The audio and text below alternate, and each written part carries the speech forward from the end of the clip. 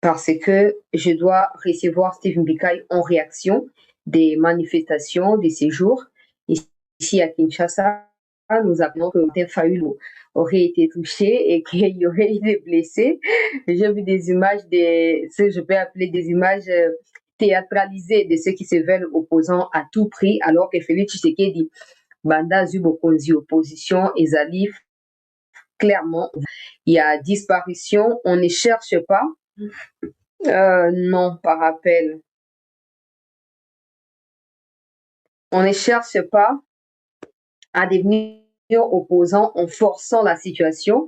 Ce qui peuple, azalaki na posture ya komi tenir na côté à opposant, le peuple alingaka salango automatiquement, sans que bino boka bola batu bambongo, sans que bo menacer batu, sans que bo boaka ba tract, o bo panzaki, batu baya kosa manifestation na bino, sinon oyo bino moko bosemaki yango wana bozo ko récolter. Et puis j'ai quelques questions oyo na poser na bato wana. Je n'ai jamais compris pourquoi ke bato na bango moko po ezala ndenge nini biso tokenda ba manifestation toyebi ndenge esalamaka boyokani oke bokotambola ti aire boye ozongi na siège ya parti par exemple bafuta bino mwa ba quelque chose mwa mai mwa sucré et puis transport soki bapesi yango te bato babalukaka wana kopanza basiège kotumba basiège kopanza bamabanga nga na nsina couvra déjà bamanifestation ebele na boulevard ya triomphal wana toyebi mingimingi ndenge elekaka.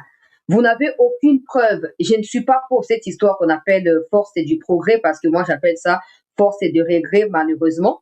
Mais je ne comprends pas pourquoi à chaque fois que Batu a décidé, Batu a entre guillemets opposition, bah échoué na plan na bango, tout le temps. Force du progrès. Et ça dit comment ils font pour savoir qu'ils allaient Batu à force du progrès, topé zali, Batu na bango moko, topé zali ka ba bandio, ba na bango ndenge bakuna bazala bafandi balamuki bando betna ba machette en pleine balabala bakati nzela boleka te bazobamba mabanga comment bato babengi ba opposant basalaka po bayeba ke batu oyo eza batu ya force du progrès batu oyo eza bakuluna batu oyo eza ba membre ya parti na biso moko baoyo bazali mécontent po tofuti bango mbongo tolakaki bango te comment basalaka po bayeba différence wana. Comment va ça différence wana? Je tiens déjà à préciser pour ceux qui disent ouais toi aussi ba lacrymogène to banaye koleka, c'est de votre faute. Na sali combien d'émissions awa oyo na ebisibino tenez pas part na babiloko wana. Vous ne maîtrisez pas les agendas qui sont cachés derrière babiloko na bango ya ba soi-disant manifestation to ba ville morte. Bo finga ki biswa tika pouvoir Tshisekedi et aussi là okosala ndenge nini. Maintenant que bozo buka oyo bololi pourquoi bolingi bo se plaindre? Bino bolingi bokende ko agresser la police na prévenant ki bino so moni bakomo tia ba militaire na ba circulation pour ba fluidifier c'est parce que certains policiers ne conviennent pas. Je n'ai jamais mâché mes mots là-dessus et je n'ai jamais arrêté d'interpeller le ministre de l'Intérieur pour la formation et ba policier yo kendo ko affronter bango oyebi de ki ebele bazana bazaka lokwa yo bino so bozaka ndenge moko qu'est-ce qui va se passer mondongba négocia siko ndenge bako bala bake bozwi ba lacrymogène o batindi biso bela bana ngai pasuki il faut que pas Fayulu afuta pour que ne pas se sanga na bakabundu bafuta parce que c'est eux qui vous ont demandé de sortir dans la rue na yesa ki binoni ba wa ba ville morte na yesa bino ke so botikali ba longo bino misala il faut plus venir pleurer il faut pas venir pleurer tant que bosali pe loko ya eloko na bango basali lelo na yesa ke ba o bo kende kuna so ke yini faut pas pleurer maintenant vous pleurez quoi nayoki moko na bango azoloba oh non toyaki na palais du peuple po toke kotuna badéputé bazosala makambo ya loi ya référendum batuni peuple est-ce que po kotuna badéputé si le peuple est d'accord avec eux ou pas na démarche ya changement ya constitution il faut bokendenge bokendaki wana boyebi nde bakomaka mikanda te boyebi nde badeposaka balettre te boyebi nde badeposaka ata bapétition boyebi te omoni mbongo ya Kagame bolie bolinga bojustifie wana totika bino te boembrase mboka oyo toyebi ke ebele parmi bino bandaki kozela ke nanga aya akoma na Kinshasa lokola marionnette na maboko ya Muchopi bainstale ye lokola sikoyo esimbi te lingi koloba ke tous les plans oyo bozalaki nango baposte mosusu balakaki bato mosusu ndenge na ndenge bokozwa yango te conséquence ezali nini bon makambo epanzela kamba mo biso nyonso toperdre toyebi bino malamu mais bonjour, on a vu ça que va député, faut pas expliquer nous makambo changement de constitution. Pourquoi vous n'avez pas effectué la même démarche? Faut pas expliquer mais pourquoi Matiki Goma na buka vous tomber. parce que bango pe lokwa député bango pe lokwa parlement baza pe na budget armé na boko na bango baza pe na ba commission ya défense dali na kati mpona koauditionaka ba ministre ya défense na ba généraux il fallait que ça pe marche wana botondisi bato liboso ya palais du peuple botuna bango bacompte pourquoi boempêche goma na bukavu etombe te botika baaventure oyo lobi na manière koexpliquer awa clairement le chef de l'État fait déjà face à beaucoup de défis. Martin Fayoulou, so bolingi mboka ye ezala incendié pona bino à partir à Kinshasa awa. En ce moment-là, le gouvernement bolingi bo transformer absolument Fachi na dictateur. Nous-mêmes, nous irons aussi manifester liboso ya ministère ya justice, liboso ya parquet à cassation, liboso ya cour constitutionnelle pour tout senga ba arrestation na bino. To okende pe ko manifester kuna. Po bino boza na monopole ya ko manifester te. Ya biso kutu etuluku ya bato nde baoya kotonda po ezali mpona bolamu ya mboka. Pendant que mokili ozalake batroupe rwandaise va dégager na mboka na biso tala attitude ya bato bazobenga balider oke lobi prochainement bakoya kodirige mboka oyo katumbi rêve oyo ozalaka nango ya kokóma président wana mwa likamuke oso okimi deja likamuke oso okimi yokanisaka mboko eresolvaka makambo nyonso likamuke oso okimi soki eyindi soki ndenge olobaka okóma président tosuppose kokomi président soki eyindi okosundola biso na esangano mopepeli yo kamati tula mwisi ya zaza okei te mboka eza ya bino te bozo forcer so boza sûr que peuple aza na bino vous n'avez pas à vous inquiéter bozeli kaka référendum Tshisekedi akoleka te place wana na eloko na ye ya changement constitutionnel lokola bozo koattribuele bozobosana ke peuple azali souverain lokola bino bobi ke peuple aza na bino bozela kaka makambo oyo koma mbala moko peuple akende voter contre peuple akende voter contre botindi batémoin na bino partout bakosalisa bisika bamashine wana ekozala bakende ndenge bosalaki na bato ya senko bakende kosala observation poki na Cape Town na 2023 na veille ya baélection non tosangani todésigne candidat commun bokomi kuna tofandi fumée blanche eza te fumée kaka ya molili nde ebimeli biso non ils se sont pas entendus Devos Kitoko est rentré à Kinshasa. Il a dit Fayoulou n'est pas d'accord avec ce qui s'est passé dans Cape Town one. Fayoulou a dit on va repostuler na gaïté, na boyi ba depuis na va repostuler te. Quelques minutes après Kamita toye okum. Kamita to a répliqué non. Biso ensemble nous irons aux élections. Politique ya siège vide de Tolingi a voté. Sokout na 2023 bokoka quitté. Maintenant que Tshisekedi a réussi à consolider, yemora ba dire que va consolider les acquis. D'une manière ou d'une autre, bosi boyebi na mitema na bino, boza convaincu que peu importe ce qui va se passer, le peuple congolais n'est pas préparé à lâcher Tshisekedi. Et cette peur-là vous tourmente. Et comme vous poussez bino luka pour créer chaos. Bon, vous chaos, bon, luka wana te. Na bino bo passer na kati la police, bozo na musa pasa ka ba trouble wana. Ba okanga bino nyonso. Tshisekedi a pesa bino gaz te. Akopesa bino poité. Bo mérité te. Boza leadership ni. Nous-mêmes, peuple, nous avons besoin d'opposition. Toi, la pose ça opposition pour makambo kende liboso. Mais bino mo bomi teki na bino. Bolingi na bino koza coalition na bato bazo bomba bandeko na bino ba congolais. Boza na crédibilité te. Tous on a no mwana mboka Steve Mbika ya va toleka na ba sujet mususu bandeko balandi ya sete. Par exemple, na écoute na vidéo mais le quoi avant na banda émission oyo na lancé mais azalaki en direct était. Moyen tozwa compromis azalaki te. Na ko tenter ko zoyer na appel normal pour toyeba ndenge nini makambo de 2 3 du moment oyo déjà yo za droit ko lobate pour décider boza ba député te mais to lobaka le quoi boza ba congrès to lobaka du moment oyo bino na côté na bino bozo ko estimer que démarche ba député wana ezo rencontrer ba tante na bino te bon kende jamais parce que parler du peuple ezali siège oyo bako violer yango te parler du peuple nani comment on dit seni et tout ça bako violer yango te za ba institution oyo bako kende te boko ko manifestation liboso nango kuna te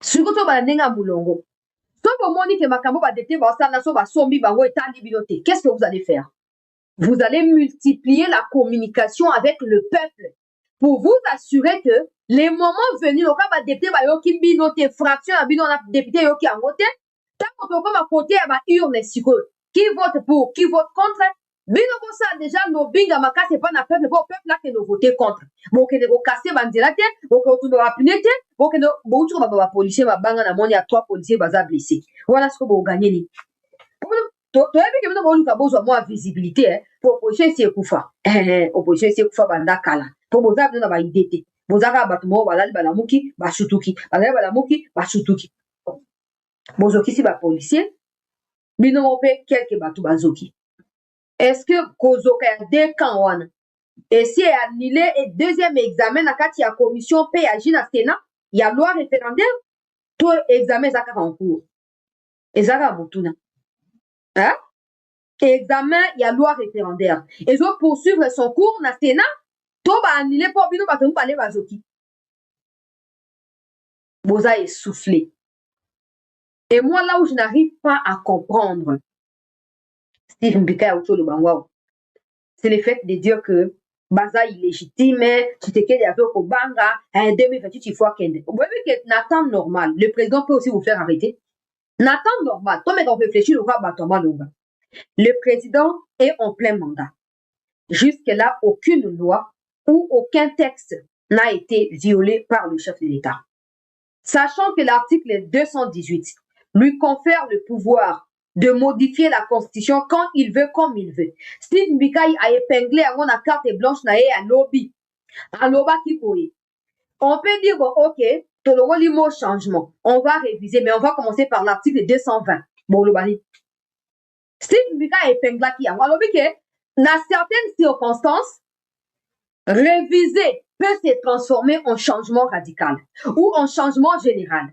A expliqué que la carte blanche na ya lobby. Mais donc on ngotanga bote pour ngona helo ba ba ba ta yin sa ko lingite nzokande mayele bazo ngo bi pai na bi pai. Moto aya ba kana nyoso azalite.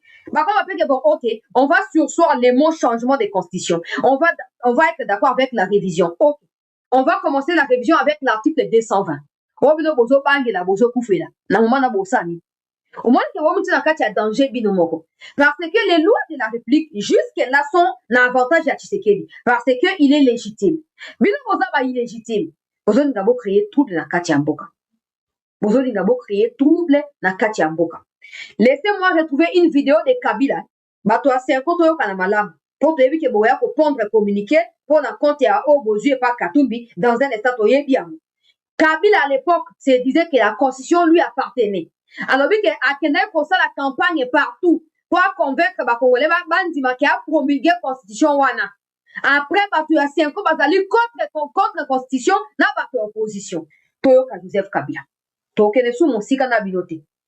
Bino bokanisi ke boza bilombe ya kondima. Bolingi bo embraser mboka. Pour na ba plaisir na bino moko. Ka pozwa moi, pour France 24, complexe d'infériorité. Oh, boza nango nzambe kaka yebi. Pour France 24, il y a pour filmer activité na bino. Alors, il faut que payer ça à moto. Batu ba kufa ba innocent. Ba kufa. To ba de la blesser comme ça. Ils sont ça nini. To ko gagner. T'as moi dizaine à batu. T'as la dizaine à batu. On a police à l'eau les gababa. La police mabanga. Et puis, il y a une autre vidéo que vous allez pouvoir suivre ici. Dans laquelle ils disent qu'ils vont tuer le président de la République. Ils ont dit que la prochaine étape c'est tuer le président de la République. Je ne sais pas s'ils se rendent compte de ma propos. Ma vidéo est moi dans le public.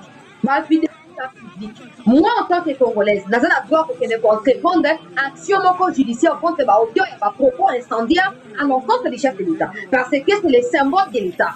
Pourquoi on va dire que l'État est répété? C'est lui qui représente l'État ou la personnification de l'État, c'est Tshisekedi. Vouloir ou pas, pendant que son mandat est encore en cours, vous n'avez pas le droit de toucher ni à sa vie physique, ni à sa vie politique. Vous n'avez pas le droit. Vous n'avez pas le droit. Martin Fayulu, vous avez une émotion, moi qui pensais que vous avez un pour réfléchir dans la stratégie, pour tambouma, vous avez un peu dans moi, pour sentir que oui, l'opposition fait comme comment réformer, comment reconstituer. T'as moi 3 personnes, il y a Bakuluna, oh, parce que manifestation. T'as 3 personnes, oh, bango basangisi, bandeko balandi asete. Écoutez cette vidéo attentivement.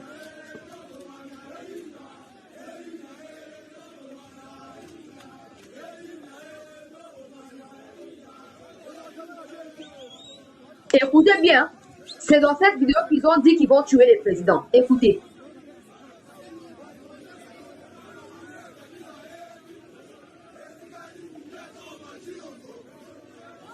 Toboma Chilombo. Etikali muke Toboma Chilombo. Etikali muke Toboma Chilombo. Etikali muke to bomati lo bande konanga. Tala moi 2-3 personnes tala. Bazo lapider la police sans pudeur. Après bakoya ko ganga que police est gazé biso, police est gazé biso. Mais nous pouvons créer par trouble. Tala. Tala tout le monde a ba manifester na ba mikili ya poto kuna ozomona bato baotamba mulongo batie mulongo na katikati polisi mopande bafe mopande bazoyemba bawaka etali bango te baza kuna te mais ya biso ayebi manifestation yeba qui vont aller recruter tous les putuna na bao bakota mabele bakolamuka po baya kosala nini kotia catastrophe bato baza incapable ya koémettre opinion na bango sans kocréer badégâts bakoki kodirige mboka na biso te. Ces gens vont réunir tout ce qui est médiocre dans la carte. Tous les critères, il y a médiocrité, il y a haut standard. Il y a haut standard, il y a réunir la carte, il y a opposition. Après, bon, Kabila quelque part. Là où il dit qu'à l'époque, il était le seul. Voilà, la vidéo est là. Écoutez, Écoutez attentivement, s'il vous plaît.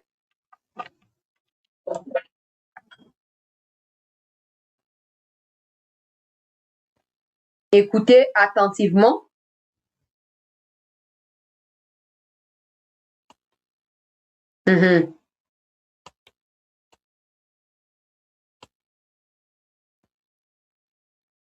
Écoutez. Campagne pour l'adoption de cette constitution. Le seul à travers le pays. Les autres avaient carrément rejeté la constitution. Ils étaient restés sur place ici à Kinshasa.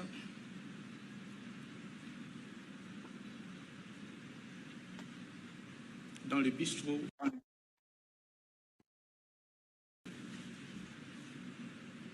Dans les ambassades. Alors que j'étais sur le terrain, en train de battre campagne pour l'adoption de la Constitution. Parmi ceux qui avaient rejeté la Constitution en vigueur, c'est l'Église catholique. D'ailleurs, je considère que c'est ma Constitution. Ok. Ziana zonga timamuke. Oteleme la bana chang. Azongi, mais dans un corps de Martin Fayou. Donc, bateau va soutenir Fayoulou. Bozo ye bate bakabozo ça pour soutenir Fayou. Donc vous êtes derrière Kabila. Boyo kamakabu Kabila lobi. Kabila nano l'élité. De la même manière, moi si dans Francine Mouyumba Leli, de la même manière Yopo Kole. Bazole là parce que ici on a activé déjà la vitesse. Nalobaki ba américain va faire 2 mois. Pona ya Kagame kobima na Congo te. Les Américains va faire ça qui date ya souka c'est décembre. Ils veulent investir en République démocratique du Congo. Bah ici président Tshisekedi il doit changer la constitution. Et ah tout ça la binoli solo. Beaucoup remarqué depuis de mars l'Assemblée nationale et Mati et Bandi, les États-Unis ne parlent pas. Même les Français, Bassi Basouki, Babi Keto Matato Kita, Tshisekedi était clair, il va changer la constitution. Awa Sikoyo, Nete Koyeba, travailleur, il y a Paul Kagame. Boyo Kamakamu Joseph Kabila Lobi. Toi aimé émission, toi commenter, toi partager. Boyoka, Makamu Joseph Kabila Lobi. Ah, Kabila, nano l'élité. Naebisaka Kabila. Yomoko mitu na raté. Kimbango sali musala nzamba silisi atikala o changer lambate. Hein? Okoyeba pourquoi Kimbango atikala ko changer lambate ti asala mission na ye. Tozo betali solo Kabila. Boyoka Makamu Kabila Lobi. To aimer vidéo, to commenter, to partager. Kabila Lobi nini? Yangoyo. Na rozonga na makambo pe ya Olivier Kamitato. Kamitato a parlé encore de bêtises. Kabila lobi boye ça, c'est communicateur Steve Wemi a retweeté les propos de Kabila. Stanis Boujakera a retweeté qui va propos à Kabila. Na kozonga pe na makambo Stanis Boujakera. Kabila lobi, je n'ai pas toujours été attendu, moins encore compris. C'est pourquoi l'intérêt personnel ou partisan prime sur l'intérêt général. C'est Vertua à user de toutes les techniques de manipuler de masse pour n'attirer mes propos en détournant le sens et ainsi dissimuler au peuple la vraie nature et les conséquences négatives de leur politique, cause première des maux dont souffre le pays. Ça, c'est Joseph Kabila. Ça, c'est Joseph Kabila. Alors, cause première des maux dont souffre le pays. Naesika ya journaliste Boujakera. Pas journaliste Boujakera. Analyste politique Balobi. Joseph Kabila dans la peau des patrons de C64 et appelle la population à les rejoindre, sinon il va implorer le pays. Pardon, il va imploser le pays. Il vient d'expliciter sa pensée sur la soudanisation qui n'est autre que la balkanisation, implosion et réitérer sa menace contre la République démocratique du Congo. Kabila qui fait l'appel au peuple congolais n'a qu'à s'adhérer à la résistance. Yanine, article 64 de la Constitution.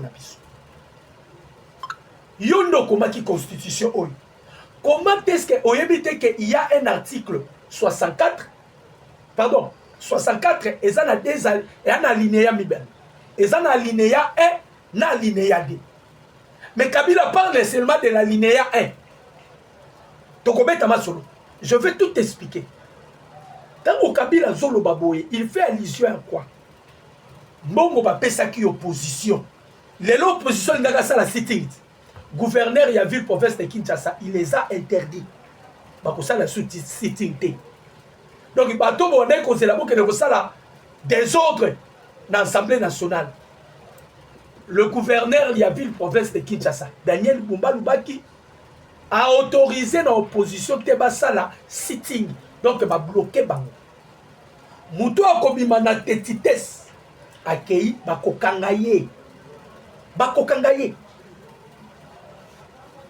Awa est la dernière virage de Tobi Sakabino. Vous avez remarqué, Makanisi a changé la constitution. Les autres soit mingi les étrangers. Vous remarquez, bateau que se sentir à l'aise, ce sont que des étrangers. Quant aux Congolais, ils ont le côté. Mais les étrangers, vous sentir que ils ont peur. Vous avez peur de quoi? Loi Tsani, loi il y a congolité de père et de mère. La loi Tsani. Et là, c'est la loi Tsani. Il y a un bango, baza en quai de poisson, baza en débandade. D'ailleurs, lobby Koutou, bazoa qui naufrage devant un député, oyo a humilié bango collègue. Dans un temps, dans un point, oyo Kabila a énuméré. Kagame, yo kolela. Tokobeta basolo Kagame belé awa. Bokoyoka. Tokena nu na makambo yo Boujakera auti koloba pona Joseph Kabila. Nere to banaye koloba kaka. Et puis nous allons revenir makambo ya Maxime Prévost. Baleli. Surtout bango banaye kozela Vital Kamerhe a rejoindre bango. Tango baoki ka Kamerhe kenaye andimi changement caution baleli. Non bolelité. Vous allez pleurer. Vous allez lire les. Nabi na otangela bino quelques points. Et pas ya Boujakera a énuméré penza Bamakambuya, Joseph Kabila, Stanis Boujakira. Dans ça déjà la page naïe.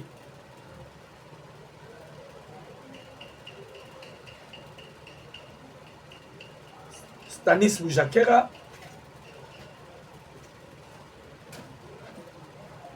Bon, yeyu, toza sikoy, boyoka. Boujakira dit ceci. Joseph Kabila sort de son silence et monte au créneau contre les changements de la Constitution. Boyoka. L'ancien président Joseph Kabila a publié jeudi un message solennel au peuple congolais. Totuni Kabila, oso s'adresser à peuple congolais ou bien vous vous adressez aux Rwandais. Parce que toi, Kabila, tu es un Rwandais. Hippolyte Kanam. Tu vas nous rappeler au nationalité. Est-ce que vous avez le droit de parler au peuple congolais? Kabila a ce droit-là. Peuple Yobo Mimbula Nambula. Est-ce que vous avez ce droit-là de parler au peuple congolais? Kabila, tais-toi. Vanda Kimia. Tozo Kangiso Munoko. Kabila, vous n'avez pas droit il y a quoi engager le peuple congolais parce que vous n'avez jamais été congolais. Tu n'es pas un Congolais. S'il y a un peuple Kabila peut s'adresser, c'est le peuple rwandais qu'ils sont. Ou bien, par les pères Martin Fayoulou, c'est un étranger. Délice Sanga, un étranger de San Salvador. C'est qui encore? Martin Fayoulou, Délice Sanga. Parce que vous avez une morphologie. Mais Kabila, vous n'avez pas droit de faire appel au peuple congolais. Là, donc vous devez vous retirer. Donc retire ça. Journaliste Marab, Bomengo, Bobola, Mar. Kabila retire ça. Kabila dit ceci. Boyoka, na message solennel naïe. A sali appel d'abord au peuple congolais. Message sans ambiguïté. Il appelle à un sursaut national contre le projet de changement de la Constitution. Sur le pouvoir en place, Kabila est 5 ans. Notre pays est gouverné de manière... Nani?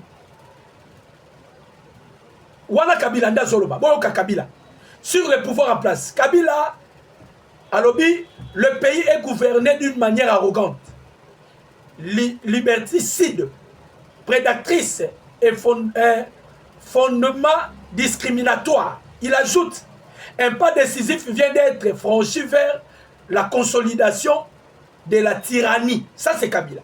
Sur les intentions du régime, il tranche le pouvoir, vient de lever toute ambiguïté sur véritable intention. A-t-on changé la constitution, expression suprême du pacte républicain, et prévient personne ne pourra prétendre demain qu'il ne savait pas.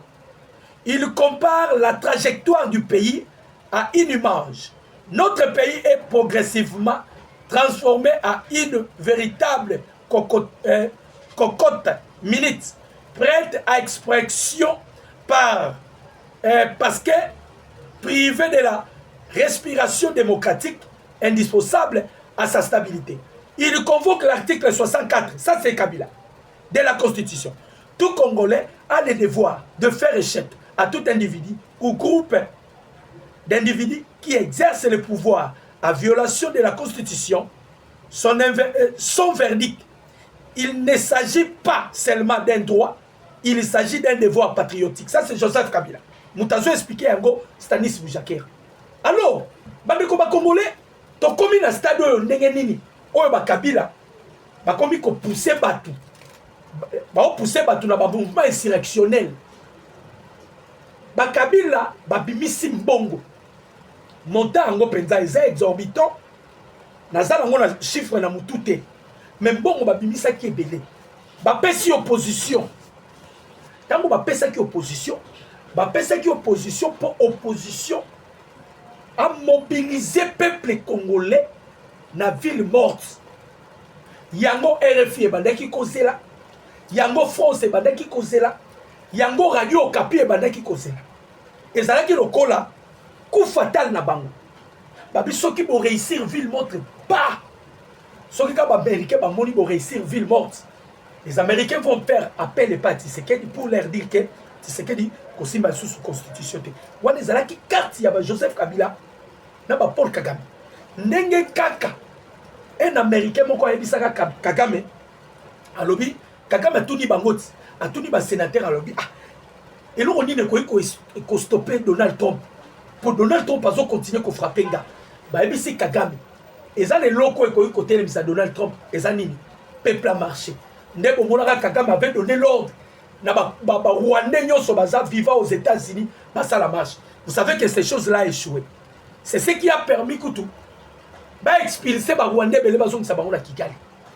Parce que deuxième arme oyo Kabila bandai kozela Paul Kagame bandai kozela na ba français na ba belge ezalaki nini eloko oyo bomoni oyo ya marche bandeko ville morte et salami de 4h à 6h ville morte ici 7h bato babimi babandi ko s'évaguer na ba banini na bango babandi ko s'évaguer na banini na bango eloko wana eko chou na bankuku tozana ba information que Joseph Kabila, Moïse Katumbi, na Paul Kagame ba réclamer pour na opposition pour votre information. L'une des raisons vous avez vu l'opposition ba eko créer au nom to que porter plainte pas Tshisekedi. Ba tuni epengi na Top Congo. Bon que porter plainte pas Tshisekedi, Tshisekedi a sali nini. Bon non, bozo porter plainte contre Tshisekedi. Ba tuni epengi boko kende kotika ngona instance ni. Parce que vous n'avez jamais eu confiance. Il y a cour constitutionnelle. Vous n'avez eu jamais confiance. Il y a justice. Ce que plainte na bino epengi boko kende kotika yango epenga bano beta mono. Yami balé batuni epengi. Bon kende kotika plainte contre Tshisekedi. Tshisekedi a fait quoi? Boyoka bandeko. L'article 6 de notre constitution donne au président de la République démocratique du Congo la décision exclusive de convoquer les référendums par ordonnance présidentielle. Article 6, il y a constitution. Donne au président de la République démocratique du Congo une décision exclusive de convoquer les référendums par ordonnance présidentielle ou à la constitution. Balobi, article 42. Ils ont initié seul le changement des règles constitutionnelles, chef de l'État. Sikoyo, bango ba ke porter Tshisekedi plainte. Bon porter plainte na infraction ni Tshisekedi a commis. Parce que les démarches là, elles sont constitutionnelles. Makabozo Salemawan, elles sont constitutionnelles. Parce que Batmazo Salango, ce sont les élus du peuple. Ils ont été votés par une suffrage élevé. Ba député. Bazala mandat. Bazo Salango pendant mandat. Si c'est que des années on mandat, ba mandat na yesa. Dans 2026. Mandat mon compte aussi ça et aussi la tina 2028. Et pardon, tina 2028. Donc le chef de l'État est en plein mandat. Nde bazo sala ba démarche constitutionnelle. Ce qu'on besoin que le porter une plainte d'infraction et penga vandiki. Bande konangai. Premier article il y a constitution na biso ezoloba boye. Premier article na biso bazoloba la République démocratique du Congo est proclamée comme un pays d'état de droit et un pays démocratique. Un pays état de droit, c'est un pays qui veut... Donc, c'est un pays d'état soumis à la règle des droits. Vous avez un pays état de droit. Maintenant, Makabo et Salema, Yango Batouni et Penge, Azani na réponse à couper sa bande comme Congolais. Si vous avez Kabila, et pas Kabila et Zanini, bande konanga. Joseph Kabila, espoir na bango ezalaki na marche. Marche simbité. Loko la marche simbité, ne Kabila bimisko non, na mekana ko conscientiser peuple congolais. Son peuple congolais ba koyoka moi makelele na ngai.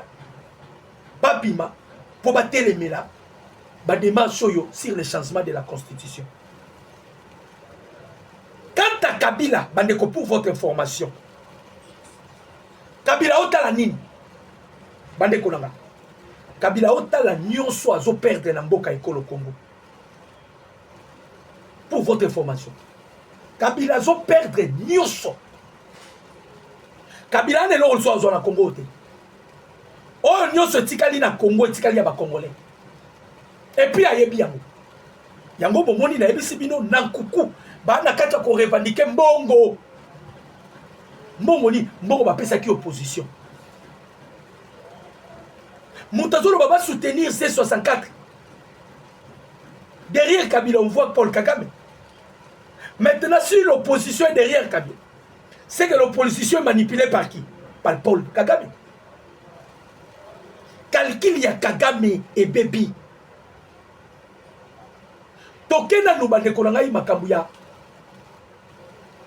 répartition na bango parce que bozoyoka même nyarika bozo lelate. Moyen pas l'obésité. Ba ko comprendre que ata batie makelili. Ba américain ba yebi ba jena bango nyonso. Tozo kende mais to continuer pe ko beta. Rendez-vous le 15 juillet. Rendez-vous c'est le 15 juillet bande ko ba congolais. Pour vous dire que makamunyo so et ça les manata. Le kola ba yebi saki déjà mukonzi ya mboka na ba américain. La RDC a le droit de se défendre. Qu'est-ce que vous voulez? Bo pesa ba pesa ki biso. Yango bomoni musala tozo sali la kuna. Bande ko to ki ko betela bino lisolo Maxime Prévost Awad. Ba Belge. Quand on parle de la Belgique est représentée par Maxime Prévost. Bandeko. Ensuite chasse à l'homme. Maxime Prévost wangani makamba lobaki. Bakomi ko wanga na makamba lobaki. Non bo wangani te. Bon quand même makamba lobi ye Prévost. Maxime Prévost. Makamni na lobi. Boyoka. Tokobo sala makambo yote. Yeyo. Je suis outré par les désinformations, délibérées ou non, de la position de la Belgique sur l'Est de la République, qui circulent en ce moment sur des réseaux sociaux sur la base d'une lecture. Ah voilà, ah ouais, la biso. Ah ouais, totalement, volontairement, baisé de l'un de mes récents tweets, qu'il n'y a pas d'ambiguïté, l'intégrité territoriale et la souveraineté de la République démocratique du Congo ne sont pas négociables. Pas de conditions, pas de préalables depuis le début. La Belgique a été à la pointe de la défense de ces principes au niveau international et les restera.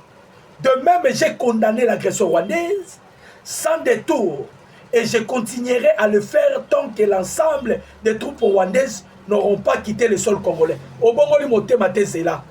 Mais j'ai aussi toujours plaidé pour la mise en œuvre complète des accords de Washington signés par la République démocratique du Congo et le Rwanda. Cet accord sont olympiques. Les retraits des troupes rwandaises et la neutralisation des FDLR figurent dans la même phase, à l'article 1. Contrairement à l'intox qui circule, la Belgique ne conditionne pas l'un à l'autre. Elle demande simplement que chacun honore rapidement ses engagements librement consentis et